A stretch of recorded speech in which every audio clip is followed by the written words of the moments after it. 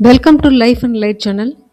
இன்றைக்கி இந்த வீடியோவில் தேர்வில் வெற்றி பெறுவதற்கு ஆண்டவராகிய இயேசு கிறிஸ்து நமக்கு கொடுத்திருக்கும் வாக்குத்தத்தங்களை பற்றி தியானிப்போம்.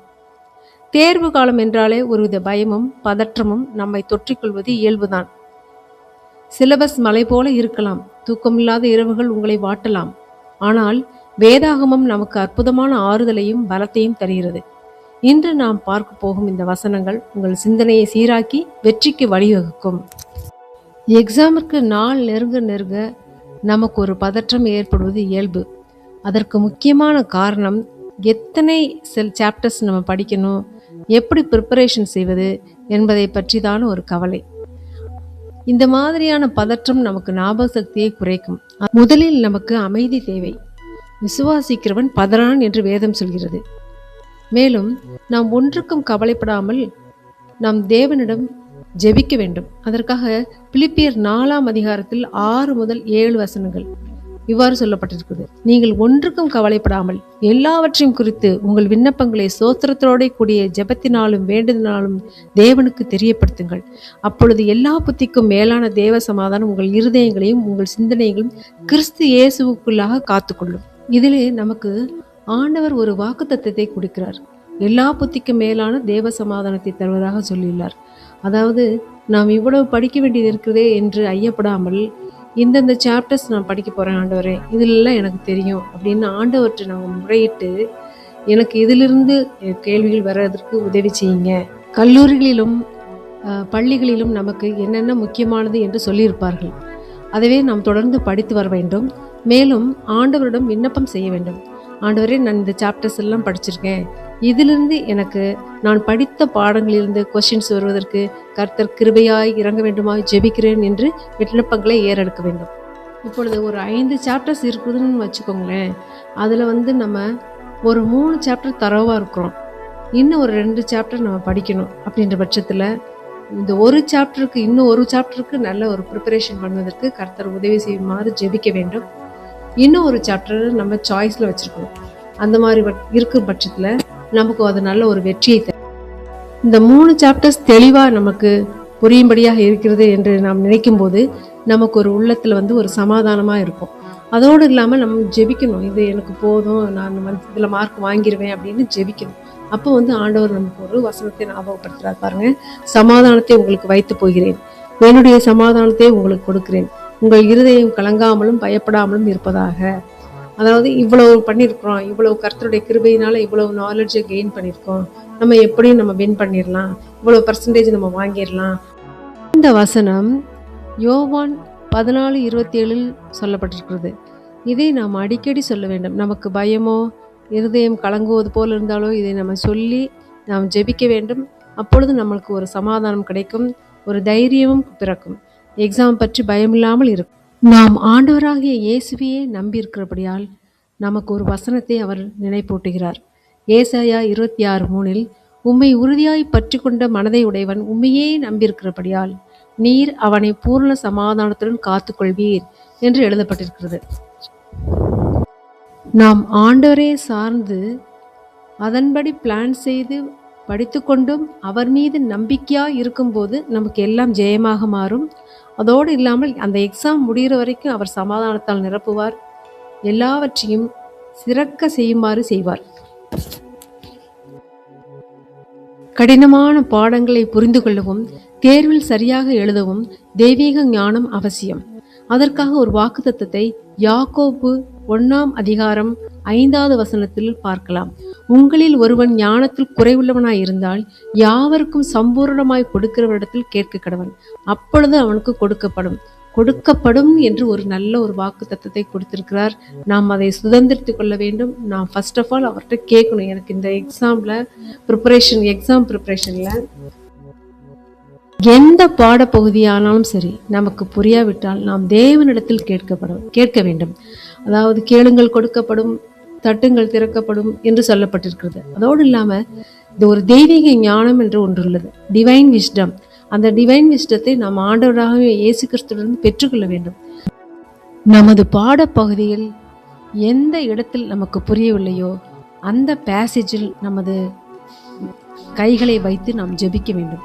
இந்த போர்ஷனில் எனக்கு இந்த பகுதி எனக்கு புரியல ஆண்டவரே, எனக்கு கற்றுத்தாருங்க, இதில் இருக்கிறதான ஒரு தத்துவத்தை எனக்கு சிறப்பாக சொல்லிக் கொடுங்க என்று நாம் ஜெபிக்க வேண்டும்.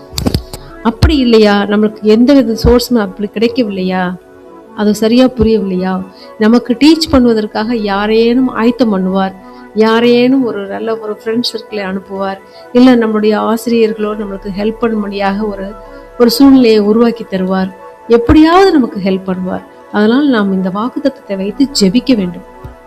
தேர்வுக்காக தயாராகும் போது நீண்ட நேரம் நாம் படிக்க வேண்டிய சூழ்நிலைகள் ஏற்படும். அப்பொழுது உடல் மற்றும் மனச்சோர்வு ஏற்படும். இதற்காக நமக்கு பலன் தேவை. மேலும் இரவிலே நாம் அதிக நேரம் கண் விழித்து படிக்க நேரிடும். அப்பொழுது நமக்கு சோர்வுகளெல்லாம் நீங்கி உற்சாகத்தோடு படிப்பதற்கு ஒரு வசனம் இருக்கிறது. அது ஏசாயா 40:31 கர்த்தருக்கு காத்திருக்கிறவர்களோ புது பலன் அடைந்து கழுகுகளைப் போல சிறகுகளை அடித்து எழும்புவார்கள். அவர்கள் ஓடினாலும் இளைப்படையார்கள், நடந்தாலும் சோர்ந்து போகார்கள்.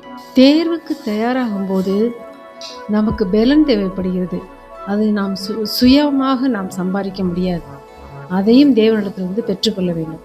நாம் அடிக்கடி சோர்ந்து போய்வோம். தேர்வு என்று வந்துவிட்டாலே நமக்கு ஒரு அதிகமாக சோர்வு காணப்படும். அதனை நீக்குவதற்கு பிலிப்பியர் 4:13 என்னை பலப்படுத்துகிற கிறிஸ்துவினாலே எல்லாவற்றையும் செய்ய எனக்கு பலன் உண்டு என்று நாம் வாயை திறந்து அடிக்கடி நாம் சொல்ல வேண்டும்.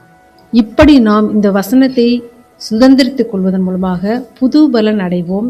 பலத்தால் இடைகட்டுவார் ஆண்டவர். தொடர்ந்து நாம் படித்து முன்னேற முடியும். நம்மளுடைய எய்ம் இதை படித்து முடிச்சிடணும், இதை எழுதி பார்த்துடணும், இதனுடைய நாம் இந்த இதெல்லாம் ரீகால் பண்ணிடணும், எல்லாவற்றுக்கும் ஆண்டவர் இந்த வசனத்தின் மூலமாக நம்மை பலப்படுத்துவார். அதனால் நாம் இந்த வசனத்தை சொல்லி ஜெபிக்க வேண்டும். பிலிப்பியர் 4:13 எல்லா தேர்வுகளும் இப்பொழுது எழுதி முடிச்சாச்சு. இப்போ நம்ம ரிசல்ட்டுக்காக காத்திருக்கோம். அந்த நேரத்தில் முடிவுகளை குறித்து கவலைப்படாமல் நாம் ஆண்டவர் பேரில் நம்பிக்கையோடு இருக்க வேண்டும். அதற்காக ஒரு வசனம் இருக்கிறது. நீதிமொழிகள் 3:5 மற்றும் 6 உன் சுய புத்தியின் மேல் சாயாமல் உன் முழு இருதயத்தோடும் கர்த்தரில் நம்பிக்கையாயிருந்து உன் வழிகளெல்லாம் அவரை நினைத்துக்கொள், அப்பொழுது அவர் உன் பாதைகளை செவ்வாய்ப்படுத்துவார். நாம் அவர் மேல் நம்பிக்கையாயிருந்து அடுத்து என்ன நமக்காக திட்டம் வைத்திருக்கார் என்பதை நாம் அறிந்து கொள்ள வேண்டும். இப்பொழுது நாம் ஜெபிப்போம். பள்ளி மாணவர்களும் கல்லூரிக்கு செல்லும் மாணவர்களும் மேலும் காம்படிட்டிவ் எக்ஸாம் எழுதுகின்ற எல்லாரும் இது என்னோடு இணைந்து ஜெபிக்குமாறு வேண்டுகிறேன்.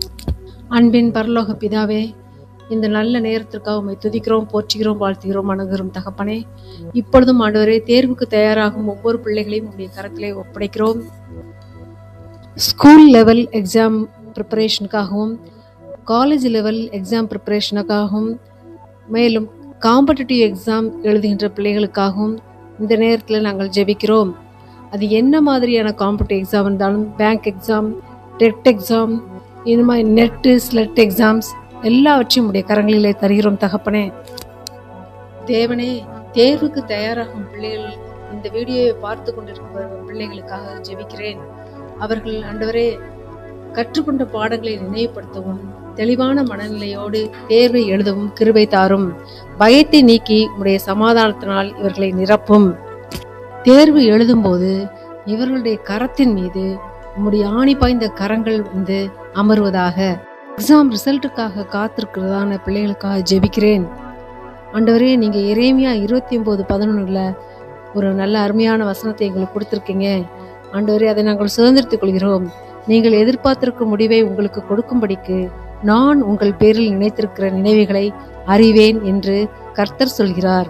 அவைகள் தீமைக்கல்ல, சமாதானத்துக்கு ஏதுவான நினைவுகளே என்று வாக்குத்தத்தம் பண்ணியிருக்கீங்க. நாங்கள் கண்டிப்பாக வெற்றி பெறுவோம் என்று இயேசுவின் நாமத்திலே நம்பிக்கையா இருக்கிறோம். நம்முடைய கர்த்தராகிய இயேசு கிறிஸ்துவினாலே நமக்கு ஜெயம் கொடுக்கிற தேவனுக்கு சோத்திரம். எல்லா துதி, எல்லா கணம், எல்லா மகிமையும் உம்மைக்கே செலுத்தி இரட்சகரும் மீட்பரும் ராஜனுமான இயேசு கிறிஸ்துவின் இன்ப நாமத்திலே வேண்டிக் கொள்கிறோம் ஜீவனுள்ள நல்ல பிதாவே, ஆமேன். இந்த வீடியோ உங்களுக்கு பிடிச்சிருந்துச்சுன்னா லைக் பண்ணுங்க, ஷேர் பண்ணுங்க, சப்ஸ்கிரைப் பண்ணுங்க. நீங்கள் பெற்றுக்கொண்ட ஆசீர்வாதத்தை கமெண்ட் பாக்ஸ்ல சொல்லுங்க. மீண்டும் அடுத்த வீடியோவில் சந்திக்கும் வரை உங்களிடமிருந்து விடைபெறுகிறேன். தேங்க்ஸ் ஃபார் வாட்சிங்.